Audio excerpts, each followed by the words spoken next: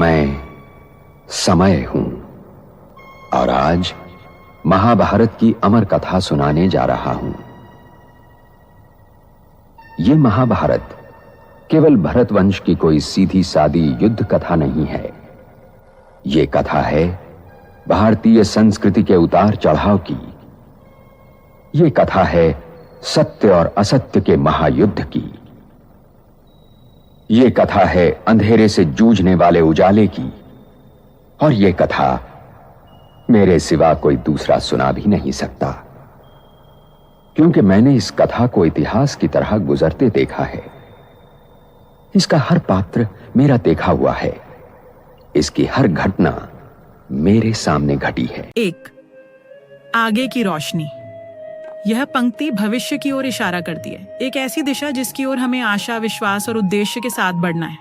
सागर और साक्षी के दिव्य संगम से अंतर में जो नन्ही रोशनी जन्म लेने वाली है, वो अद्भुत घटना होगी। रोशनी यहाँ ज्ञान, उम्मीद या दिव्य मार्गदर्शन का प्रतीक हो सकती है। ये संदेश देती है कि अंधकार चाहे जितना भी हो, आगे की दिशा में प्रकाश है, बस हमें बढ़ते रहना है। दोतापुर आकाश में उड़ान। यह पंक्ति स्वतंत्रता, आकांक्षा और आत्मविश्वास की बात करती है। आकाश सीमाओं के परे की दुनिया है और उड़ान का मतलब है अपने सपनों की ओर निर्भीक उड़ान भरना। यह आत्मा की ऊंचाइयों को छूने की प्रेरणा है, जहां कोई भी बंधन नहीं। 3, भविष्य है रोशनी। यहाँ भविष्य को अंधकारमय नहीं, बल्कि प्रकाशपूर्ण और संभावनाओं से भरपूर दिखाया गया है। यह सोच दिलाती है कि जो आ रहा है वह अच्छा है, बस विश्वास और तैयारी चाहिए। 4, हम साथ चलेंगे।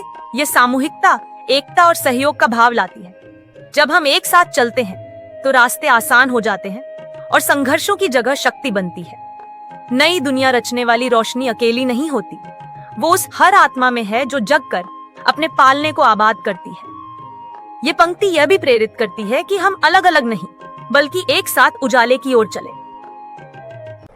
मैं ही दुर्योधन हूं, मैं ही अर्जुन और मैं ही कुरुक्षेत्र।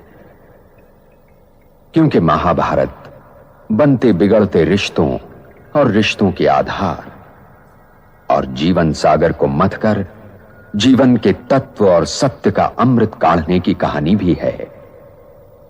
और ये लड़ाई हर युग को अपने अपने कुरुक्षेत्र में लड़नी पड़ती है, क्योंकि हर युग के सत्य को वर्तमान असत्य से जूझना पड़ता है।